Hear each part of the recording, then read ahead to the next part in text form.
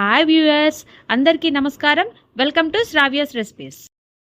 ఇవాళ మన రెసిపీ ఆవకాయ fried rice. ఆవకాయకి fried rice కి కావాల్సిన పదార్థాలు: ఆవకాయ అన్నము. ముందు అన్నం ఉడకబెట్టుకొని ఆవకాయ కలుపుకొని ఉంచుకోవాలి. తర్వాత తాలింపు, పచ్చిపప్పు, కరేపాకు, పచ్చిమిర్చి, ఈ 4 రెడీ చేసుకోవాలి. అయితే ప్రాసెస్ స్టార్ట్ చేద్దామా? ఓకే, ఫస్ట్ బాండి పెట్టి నూనె పోసుకొని దాంట్లో తాలింపు గింజలు వేసుకోవాలి. తర్వాత పచ్చిపప్పు, పచ్చిమిర్చి,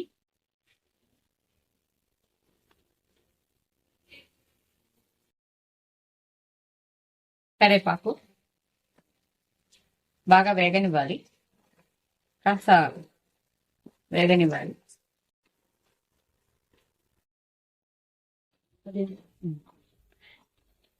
కలుపుకున్న అన్నం ఉంది కదా, ఆవకాయ అన్నం ఉంది కదా, ఆవకాయ అన్నాన్ని తాలింపుల్లో కలిపేసుకోండి.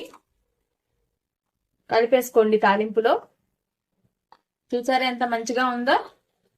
అయితే ఉప్పు మాత్రము మీకు కావాలంటే కలుపుకోండి, లేకపోతే లేదు. టేస్ట్ చూసుకోండి. ఎందుకంటే మనము ఆవకాయ అనేది కలుపుకున్నాం కాబట్టి ఆవకాయలో అన్ని ఉంటాయి కాబట్టి సరిపోతే వేసుకోండి, లేకపోతే లేదు. నేను ఇప్పుడే కొంచెం టేస్ట్ అయితే చూశాను, కొంచెం ఉప్పు అయితే పట్టిద్ది, వేస్తున్నాను.